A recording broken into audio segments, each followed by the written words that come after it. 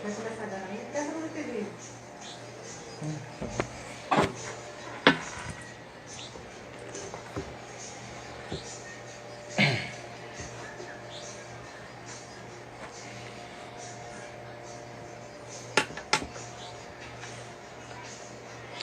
Que a divina paz do Mestre e amigo Jesus esteja conosco para iniciarmos o estudo da tarde de hoje, desta terça-feira, dia 23 de junho de 2020. Que esse estudo seja amparado pela espiritualidade amiga, pelos nossos anjos guardiães, em nome de Deus, nosso Pai misericordioso, em nome de Jesus, nosso Mestre, amigo, irmão maior. Como prometemos anteriormente, e vamos dar sequência ao estudo, nós teremos hoje 3 bases de apoio para esse estudo da filosofia espírita. A primeira delas é o Evangelho segundo o Espiritismo, no capítulo 12, Amai aos vossos inimigos, com o tema O Duelo.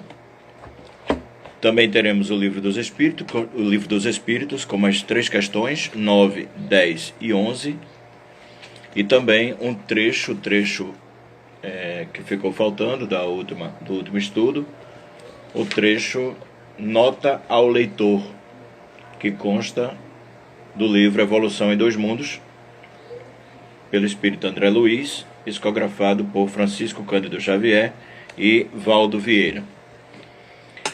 Começando com o Evangelho, estamos aqui na página 125, mas desta tradução aqui, tradução de Guilom Ribeiro, a tradução da FEB, da Federação Espírita Brasileira, em que a comunicação vem de Adolfo, bispo de Argel, uma comunicação em Marmande, de 1861. O duelo. Só é verdadeiramente grande aquele que, considerando a vida uma viagem que o há de conduzir a determinado ponto, pouco caso faz das asperezas da jornada e não deixa que seus passos se desviem do caminho correto. Adolfo inicia dizendo que a nossa estada no planeta Terra, nós devemos agir de tal forma que possamos minimizar as nossas dificuldades. Ele diz: só é verdadeiramente grande aquele que, considerando a vida uma viagem que o há de conduzir a determinado ponto, pouco caso faz das asperezas da jornada. Quer dizer, ele minimiza essa questão. Isso, justamente, acenei. Com o olhar constantemente dirigido para o termo a alcançar, quer dizer, o olhar dele está na frente, o olhar dele está no alto, o olhar dele está além. Nada lhe importa que as urzes e os espinhos ameacem produzir-lhes arranhaduras. Umas e outros lhe roçam a epiderme, quer dizer, a pele, sem o ferirem, nem impedirem de prosseguir na caminhada. Expor seus dias para se vingar de uma injúria é recuar diante das provas da vida. É sempre um crime aos olhos de Deus. E se não fosseis, como sois, iludidos pelos vossos prejuízos, tal coisa seria ridícula e uma suprema loucura aos olhos dos homens. Então vejamos, a nossa dificuldade que nós temos aqui na Terra de geralmente tentar revidar, tentar partir para o duelo. O duelo, conforme Kardec fala aqui, o bispo de Argel na sua mensagem, eram os duelos que existiam realmente na Idade Antiga, de que um homem se sentia ferido no seu orgulho e desafiava o outro. E o outro, mesmo sabendo, muitas vezes um dos dois não manejava tão bem as armas, mas o orgulho era tão grande que ele ia para esse duelo, para esse desafio, mesmo sabendo que o outro tinha mais habilidades. Então era quase que um suicídio. Era a pessoa saber que não tinha o manejo das armas, o outro tinha, mas mesmo assim, como você foi desafiado, você tinha que ir pelo orgulho, né? Pela honra que se falava na época. Então, o bispo de Argel, boa tarde, Maurício, obrigado pela presença, Gilmara também, boa tarde a todos. Então, o que é que ele fala? Ele fala que se você tem um escopo, tem um objetivo, você tem uma visão maior de onde você quer chegar. Kardec dá um exemplo bem simples. É como se você estivesse numa viagem e você vai para um lugar muito bom, um lugar onde todo mundo gostaria de ir. Só que essa viagem é longa. E aí, no meio dessa viagem, anoitece. E você vai ter que parar para descansar. Você não vai cruzar essa estrada durante a noite. Você para. O único hotel que tem é um hotel muito ruim. Nesse hotel, a água é fria. Você vai ter que colocar com uma bacia, com um utensílio, com uma ferramenta. Não tem chuveiro. Um quarto cheio de pernilongos. Você não tem um ar-condicionado, não tem um ventilador, você vai passar calor. Enfim, imagine um local ruim. Esse é o exemplo que Kardec dá. Mas você vai se resignar, porque sabe que ao amanhecer você vai seguir adiante. Ao amanhecer você vai partir. Ao amanhecer você vai rumo à sua caminhada. Então é isso que a espiritualidade amiga nos chama. É isso que Adolfo, bispo de Argel, nos orienta. Ele continua: há crime no homicídio em duelo. A vossa própria legislação o reconhece. Ninguém tem o direito, em caso algum, de atentar contra a vida de seu semelhante. É um crime aos olhos de Deus, que vos traçou a linha de conduta que tendes de seguir. Nisso, mais do que em qualquer outra circunstância, sois juízes em causa própria. Lembrai-vos de que somente vos será perdoado conforme perdoardes. Pelo perdão vos acercais da divindade, pois a clemência é irmã do poder. Enquanto na terra correr uma gota de sangue humano, vertida pela mão dos homens, o verdadeiro reino de Deus ainda se não terá implantado aí. Reino de paz e de amor, que há de banir para sempre do vosso planeta a animosidade, a discórdia, a guerra.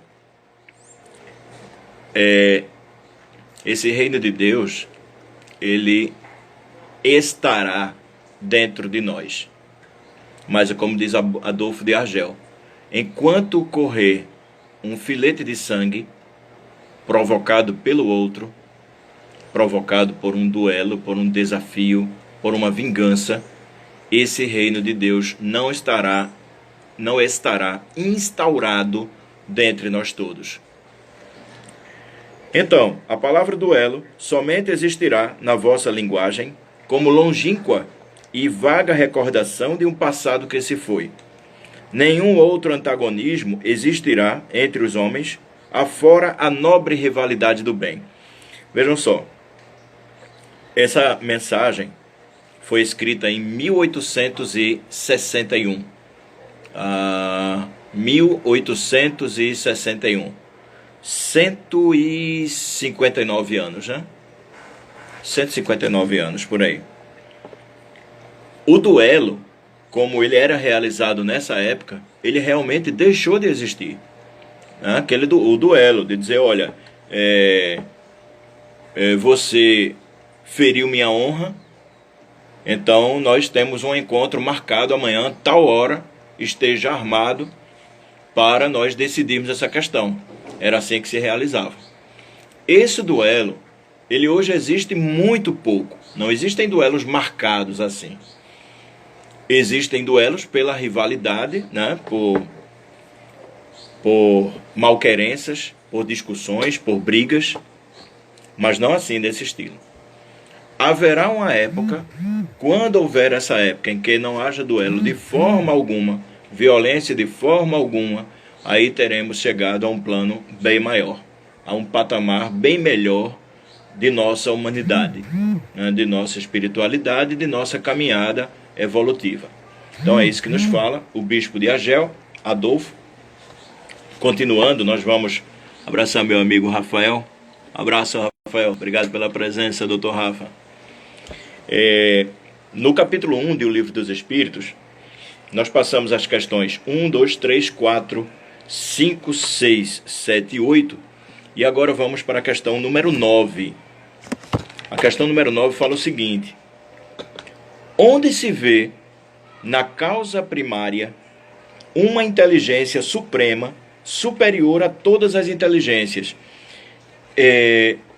Eu discutia ontem, conversava com um amigo espírita, filósofo, Lindenberg, de Fortaleza, Ceará, sobre a metodologia que Kardec utiliza, né, em O Livro dos Espíritos, a metodologia com a qual ele escreve, em que levam a certa semelhança com os diálogos de Platão, de Sócrates, né, em que Platão escreve.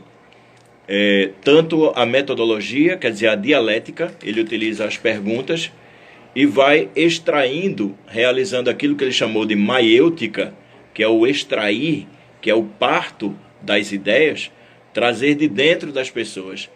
Kardec utiliza isso com a espiritualidade amiga. Então ele começa falando lá, na primeira questão, vocês lembram?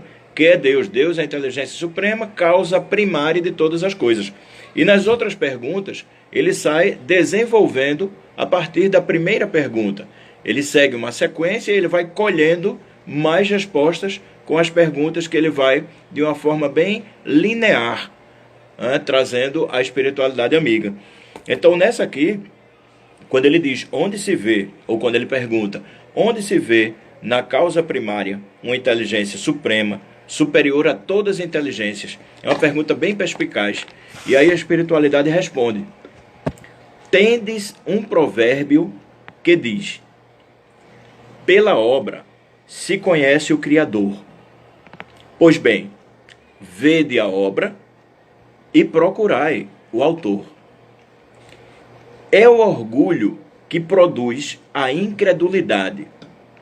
O homem orgulhoso não admite nada além de si. E é por isso que se autodenomina um espírito forte. Pobre ser, que um sopro de Deus pode derrubar. Vejam que mensagem profunda, né? Pela obra se conhece o Criador. O que é que acontece quando a gente vê uma coisa nova? Uma invenção, uma máquina. A gente imagina logo quem idealizou, né? Quem fez, quem pensou, quem teve aquela ideia. E nós classificamos como uma pessoa inteligente. Então a espiritualidade nos faz um chamamento, uma exortação a observar as coisas que existem e que a gente fica procurando quem inventou. Eu gosto sempre de lembrar quando o Chico dizia que o homem da Terra é aquele que constrói uma nave para ir ao espaço, mas não consegue colocar a asinha do mosquito que caiu. Então quando a gente olha a grande obra da natureza, os mares, os animais, os vegetais, o próprio homem. Quando a gente observa a máquina que é o homem, todo o nosso sistema biológico, a gente percebe que há uma inteligência muito maior do que qualquer inteligência que nós já tenhamos tido contato. Muito maior, né? A gente se surpreende com os homens quando realizam as máquinas, quando fazem as máquinas. E realmente merecem aplauso, merecem admiração. Mas, e aquele que fez o criador da máquina? O homem é tão somente só co-criador. Nós estamos numa condição de co-criador. E aí a espiritualidade nos diz que por trás de cada causa, nós iremos encontrar a causa primária. Meu querido Rinaldo, grande abraço, obrigado pela presença, Rinaldo. Rinaldo Bezerra e todos os amigos do Centro Espírita, o Bom Samaritano.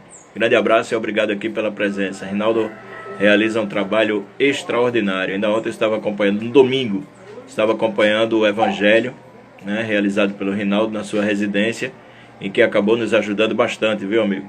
Aprendemos bastante e oramos bastante juntos. Grande abraço e obrigado. Abraço fraterno. Então, estamos aqui, Rinaldo, na questão 9 de O Livro dos Espíritos. Kardec faz um comentário. Todas as vezes que nós encontrarmos aqui, e aqui é uma dica da codificação, todas as vezes que nós encontrarmos a pergunta, a resposta, no mesmo formato das letras, na mesma forma das letras das perguntas, é a resposta da espiritualidade. Embaixo, podem prestar atenção, não sei se dá para ver, há algumas letras com formato diferente. Então, essa aqui são notas do codificador, são notas de Kardec.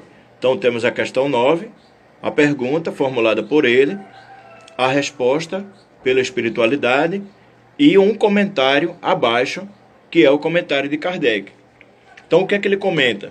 Ele diz: julga-se o poder de uma inteligência por suas obras, já que nenhum ser humano pode criar o que a natureza produz.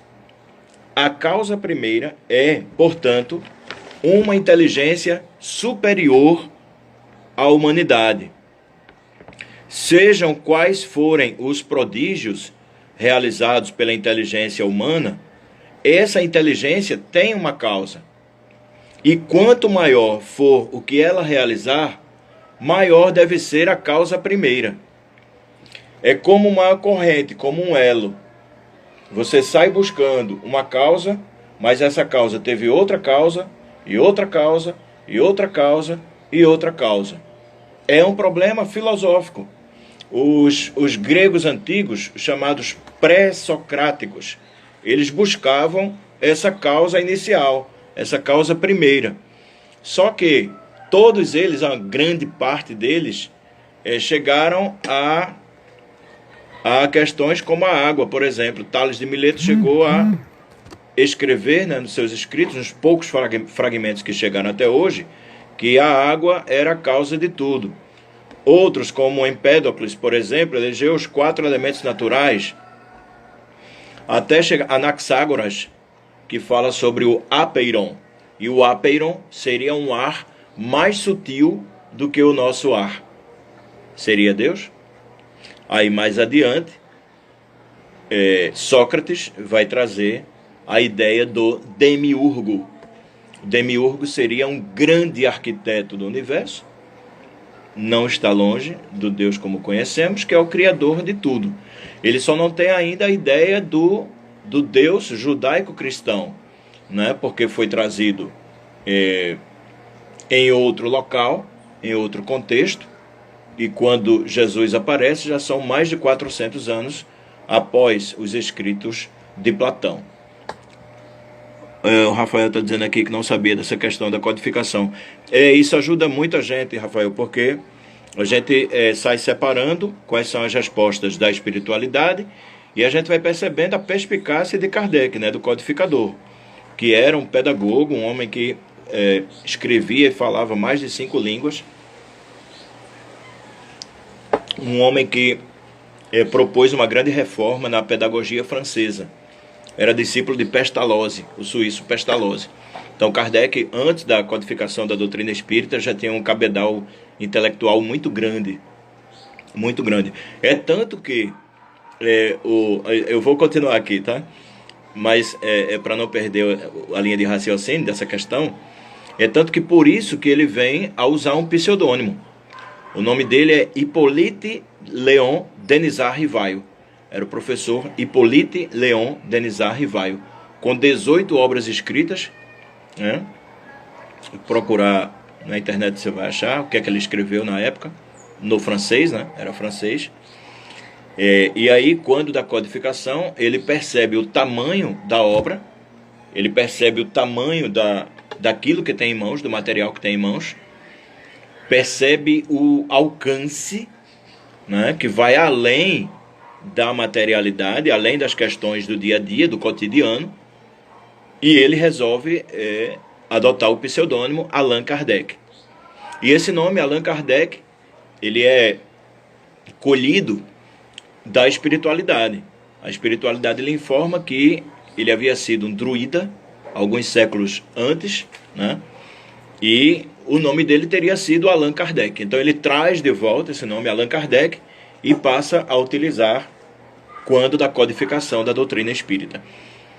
Outra informação, antes da gente continuar, é que além da própria codificação dos cinco livros, Livro dos Espíritos, o Evangelho segundo o Espiritismo, a Gênese, o Céu e o Inferno ou a Justiça Divina segundo o Espiritismo, e também o Livro dos Médiuns, são os 5 principais, mas não são somente esses 5. Além deles, existem mais 2, uma brochura chamada O que é o Espiritismo, é muito interessante essa brochura, O que é o Espiritismo, e outro que chama-se Obras Póstumas. Muitos escritos que ele tinha e a esposa dele, Amélie Boudet, com a ajuda de outros amigos, acabaram imprimindo o livro Obras Póstumas. Ele é fantástico, não é fininho, né? Tem uma quantidade boa de páginas. Acredito que é o que eu tenho de bolso, deve ter 250, quase 300 páginas por aí. Além disso, ele tem a Revista Espírita, que é editada ininterruptamente por 12 anos. Então tem uma obra muito vasta, senhor Hipólito Leão Denis Arrivaio. Eles continuam aqui na nota, Kardec continua: sejam quais forem os prodígios realizados pela inteligência humana, essa inteligência tem uma causa, e quanto maior for o que ela realizar, maior deve ser a causa primeira. É essa inteligência a causa primeira de todas as coisas, qualquer que seja o nome dado, ou qualquer que seja o nome pela qual o homem a tenha designado. O nome Deus, ele é utilizado na nossa língua, mas quando você parte ao redor do mundo, você vai encontrar de várias formas. Você vai encontrar o italiano Dio, né? Você vai encontrar o inglês God, você vai encontrar o alemão Gott. Você vai, se você for em outras religiões, você vai encontrar Deus de várias formas. Você vai encontrar o Nous, dos gregos antigos.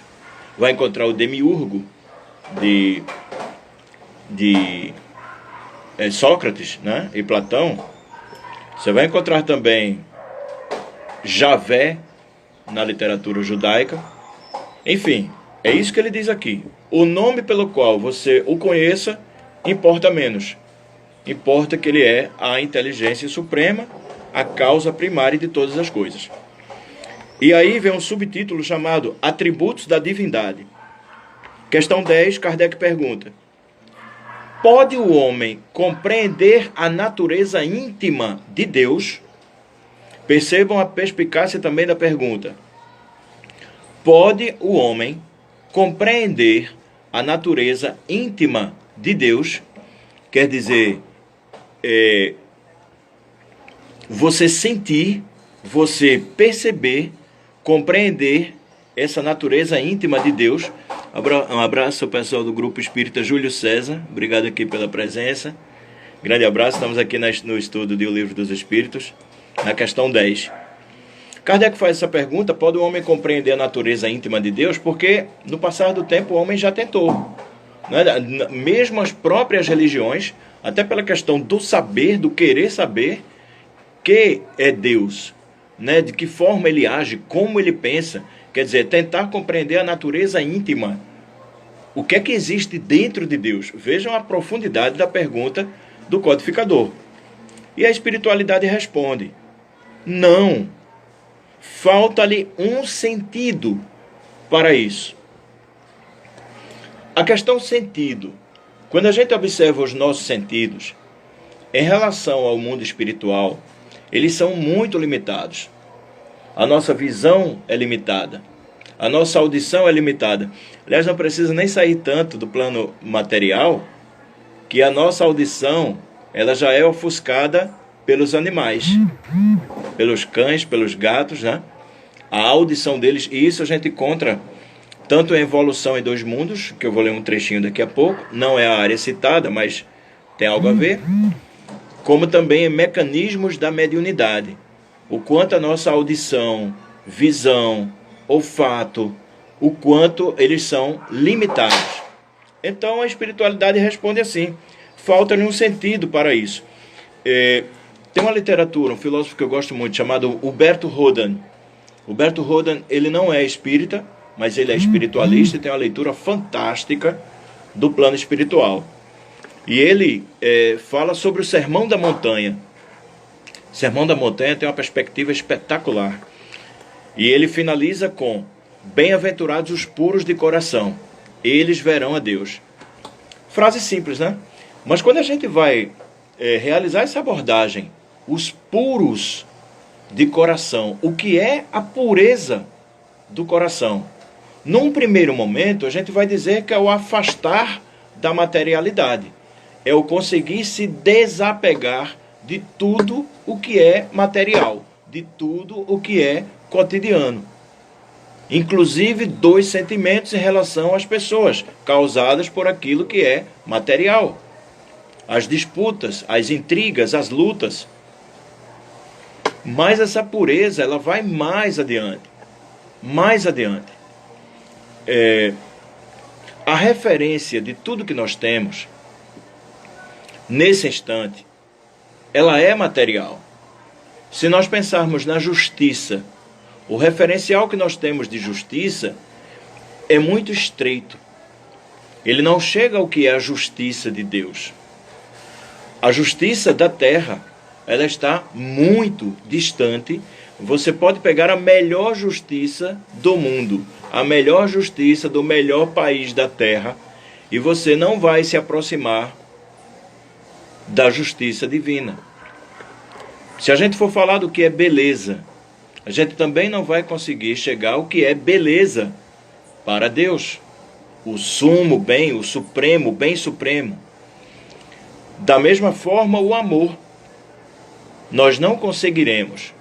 Então, essa forma de não conseguir é ainda devido às nossas impurezas. Não somos seres puros. Como é que a espiritualidade responde que Deus nos cria? Simples e ignorantes. Mas não fala em pureza, porque nós ainda alcançaremos essa pureza. E quando? Não sei. A pressa ou a velocidade vai de cada um a cada um. Você é que vai determinar a sua aceleração. Você é que vai determinar a sua velocidade, até alcançar esta pureza de coração, e aí sim verá a Deus. Imaginem a estrada que temos a percorrer, né? Pelo menos de informação da literatura cristã e espírita, ninguém viu a Deus senão Jesus, que é contato direto com o Criador, contato direto com Deus, governador espiritual do nosso plano. A questão número 11.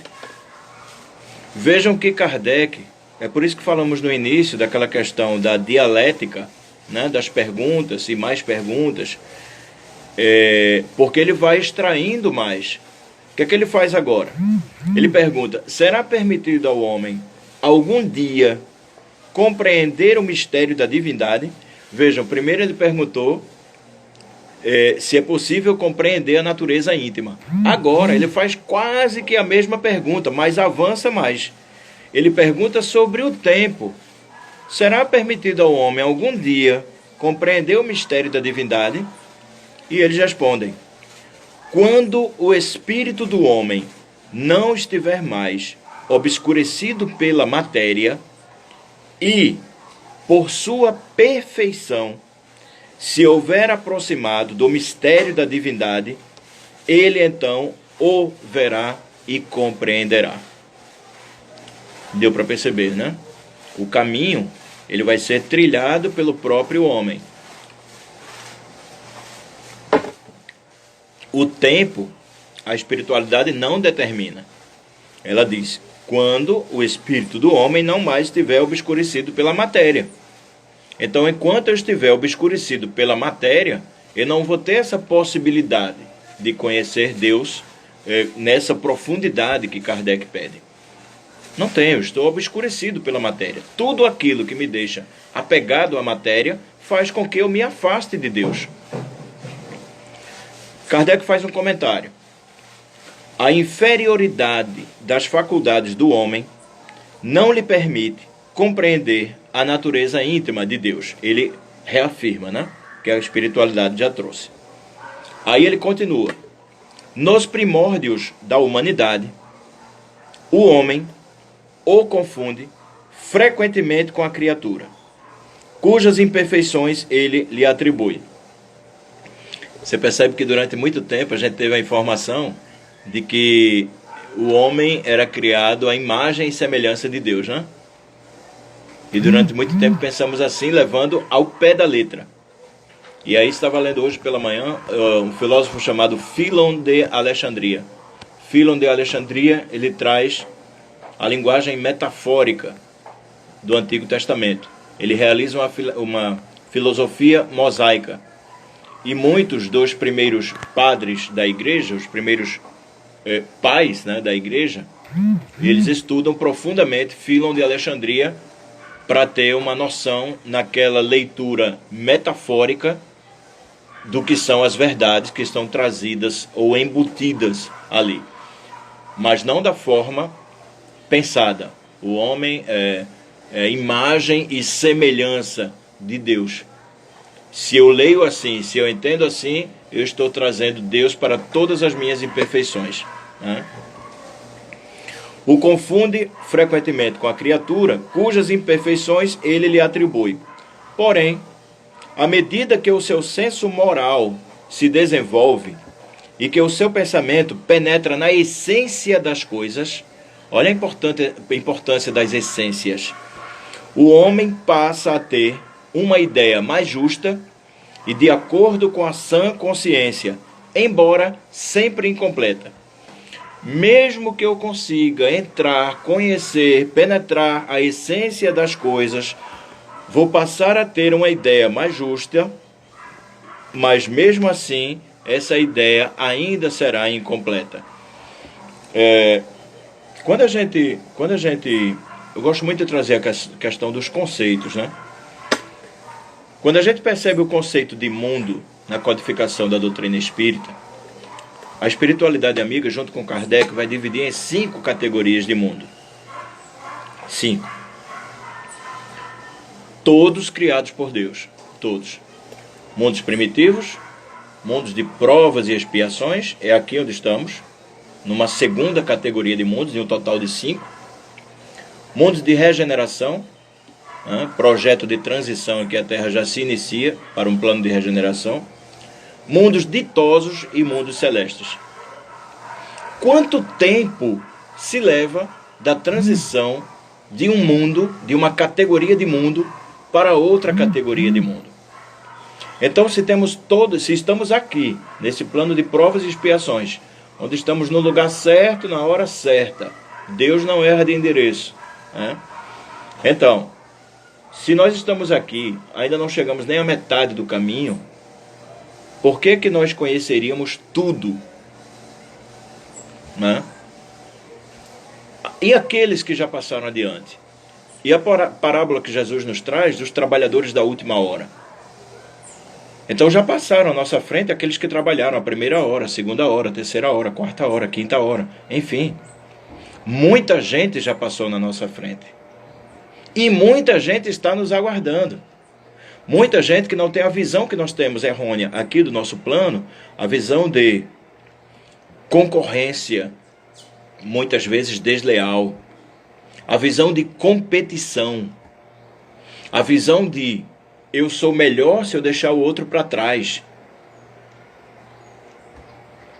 Quanto mais você avança em espírito, quanto mais você desmaterializa o seu perispírito, mais você avança evolutivamente.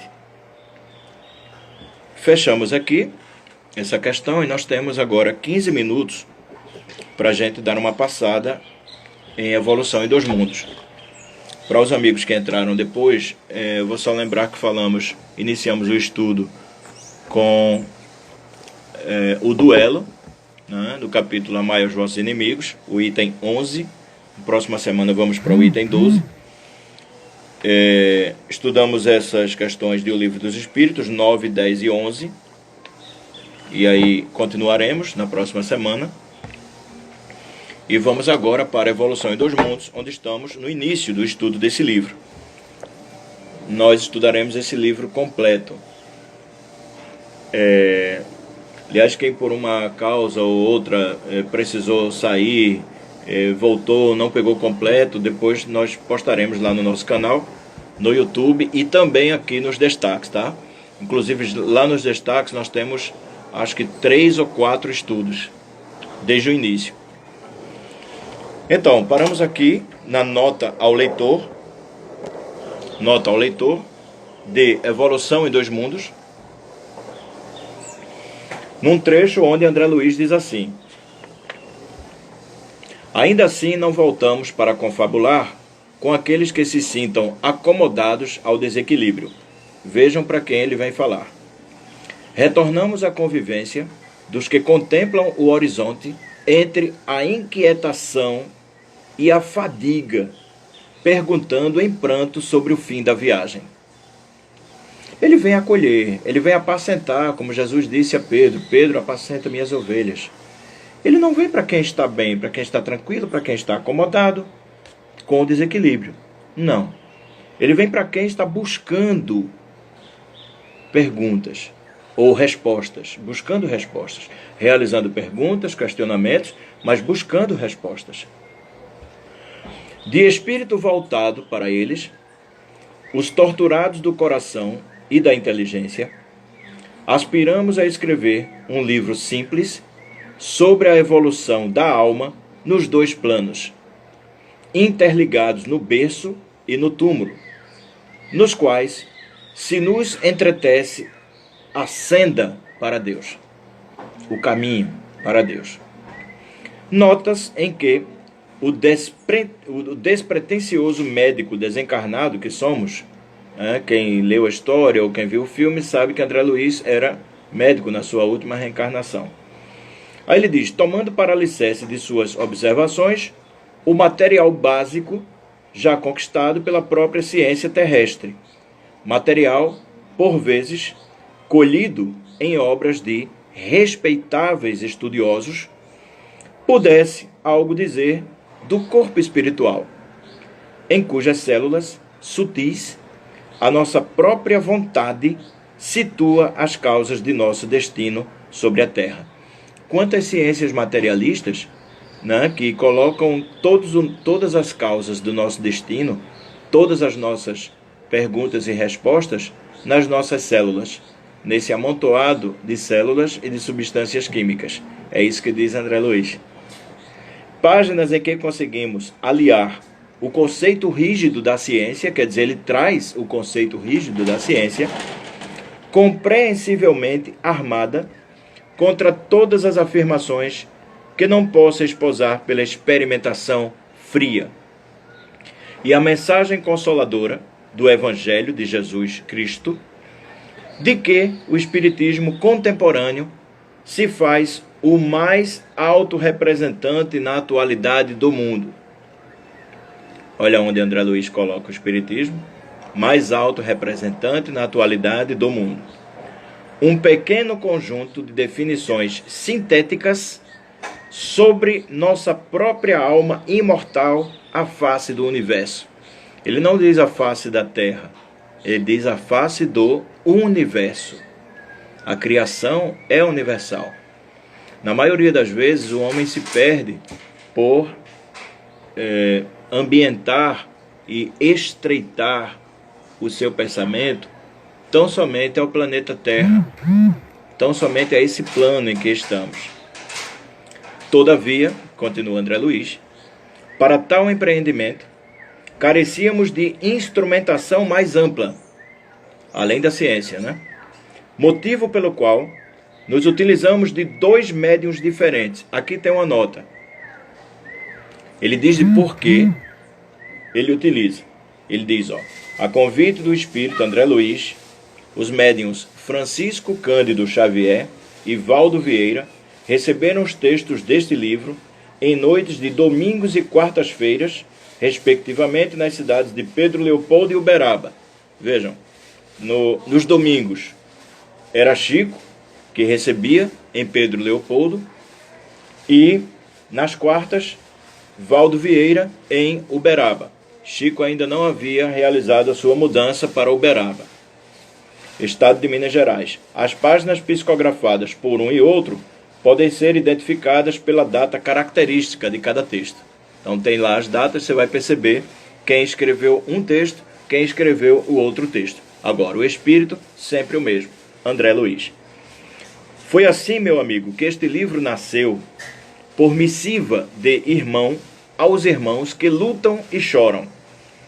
Se não sentes o frio da noite, sobre o revolto mar das provações humanas, entorpecido na ilusão que te faz encarnecer da própria verdade. Vejam a profundidade disso aqui, ó. Entorpecido na ilusão que te faz encarnecer da própria verdade.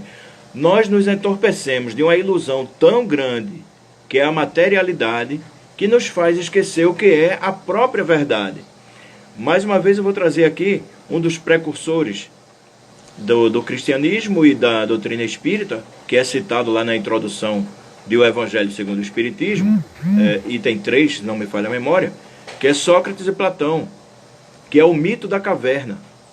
O mito da caverna diz que alguns homens escravizados passaram toda a vida em uma caverna, desde a infância. E tudo que ele via eram sombras que passavam, sombras. Um certo dia, um desses homens escravizados consegue se libertar das correntes que o prendiam, e ele consegue sair da caverna. E num primeiro momento ele vê o sol, o resplendor do sol, o sol brilha na face dele e acaba ofuscando seus olhos. Ele tem dificuldade para ver. Mas ele começa a ver que lá fora da caverna as pessoas eram diferentes daquelas sombras que eles viam lá na caverna. E ele começa a ver os animais na sua forma original, começa a ver os utensílios de outra forma e não mais como sombras. E esse homem se deslumbra. E o que é que ele faz? Ele retorna para contar aos outros, para dizer aos outros, olha, tudo isso que nós vivemos até hoje foi uma grande ilusão. Isso aqui é uma grande mentira. Essas sombras não são assim, são só sombras. As pessoas, elas são diferentes. Então, o mundo é aquele de lá, é aquele de fora da caverna. Sabe o que é que acontece? Os outros escravizados tentam matar o homem. Classificam de louco, para iniciar, né? Qual o grande espírito na Terra que não foi classificado de louco, né?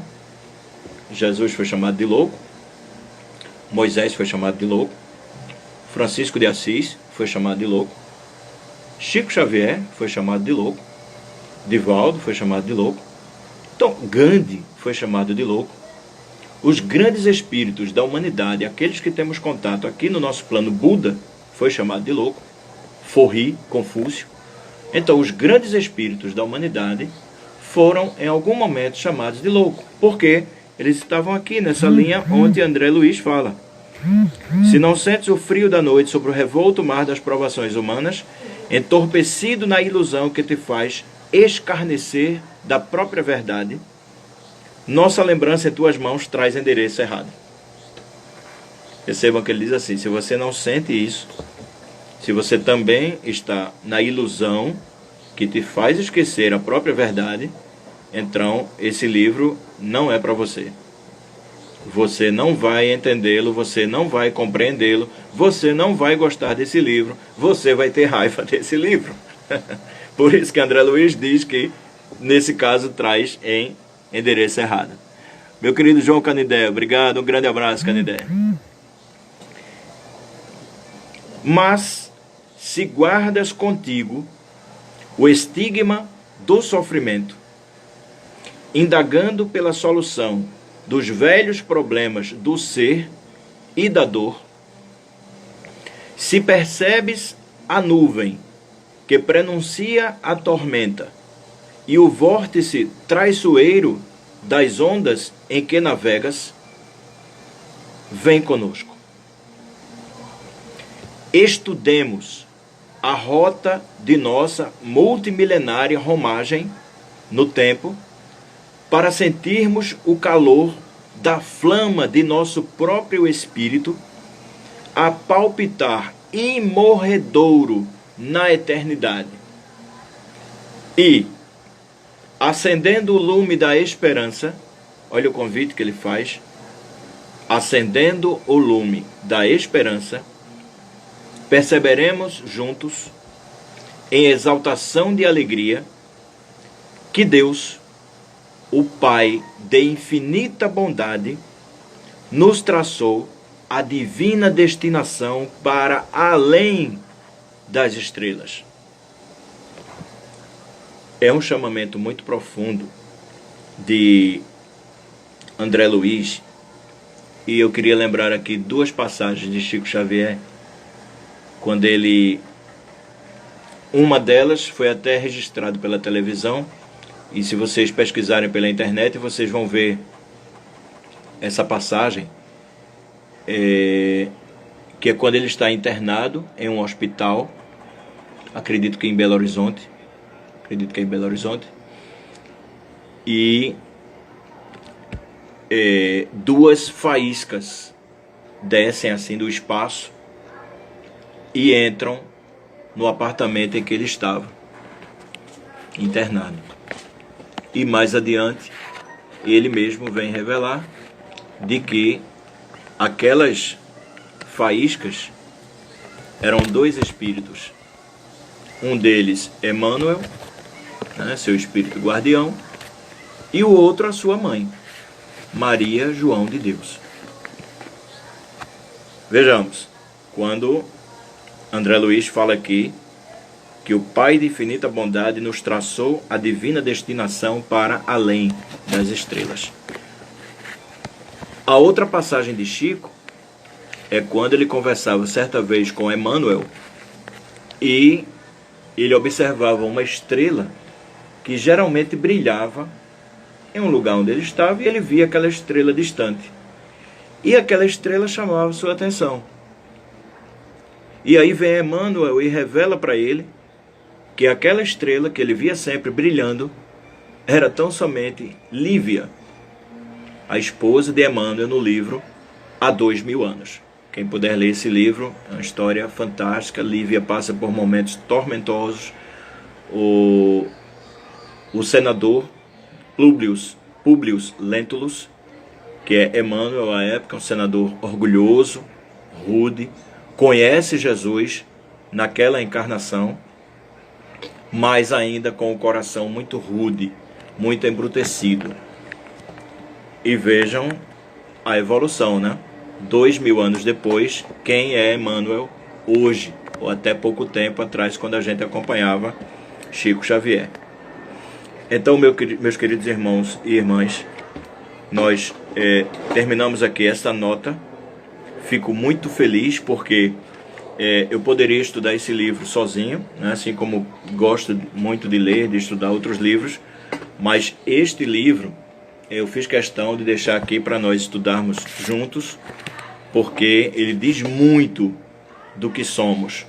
Ele vai explicar muito quem somos nós, tanto no plano material quanto o nosso espírito imortal. Como André Luiz falou nessa nota, ele vai trazer muito da nossa ciência material para que nós possamos compreender a ciência espiritual, a ciência do além. O Canidé coloca aqui, diz que a inveja é o mal do povo. É o caminho, Canidé. A inveja, ela vem a ser filha tanto do orgulho quanto do egoísmo, né?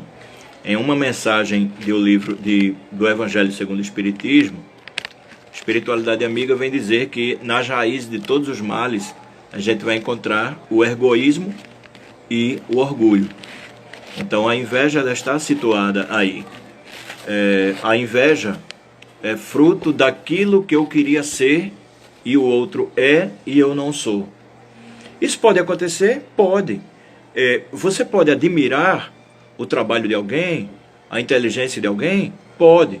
O grande problema, e aí onde entra a inveja, é quando eu me sinto mal com o bem que aquele atingiu, com a inteligência que ele assumiu, com a riqueza, ou com a beleza, ou com a bondade. Então isso é que é a inveja.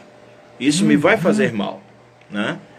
Dia virá que os homens admirarão outros homens, no sentido de gênero, estou falando, né? Os homens admirarão outros homens, sem querer passar aquele homem para trás.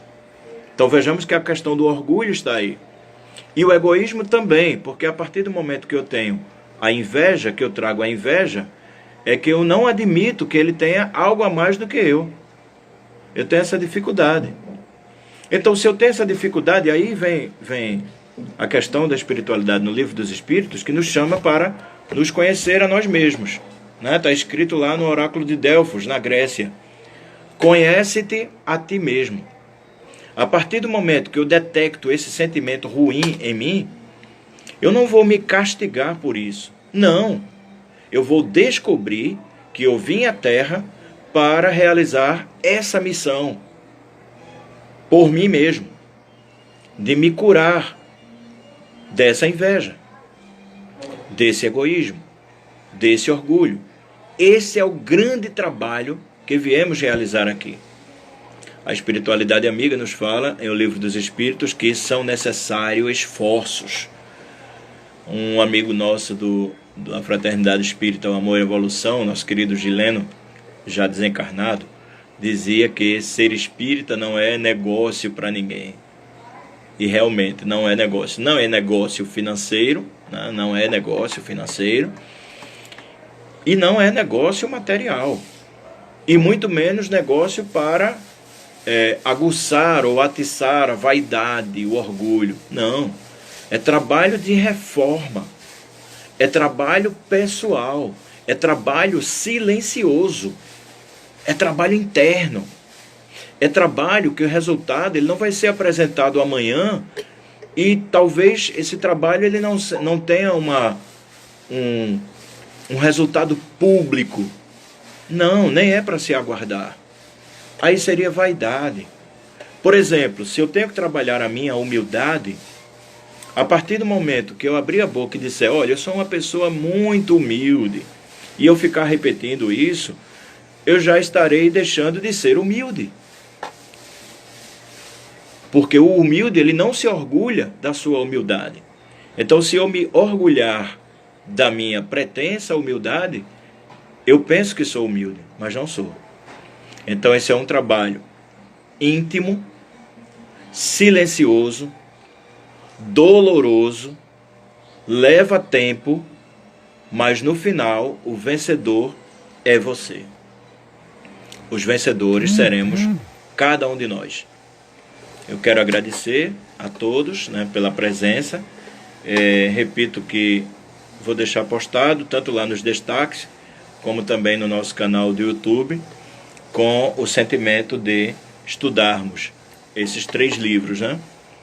O Evangelho segundo o Espiritismo, o Livro dos Espíritos e também Evolução em 2 Mundos, de André Luiz, psicografia Francisco Cândido Xavier e Valdo Vieira. Um grande abraço a todos, que Jesus vos abençoe, com sentimentos de muita paz e até a próxima. Uma ótima semana para todos.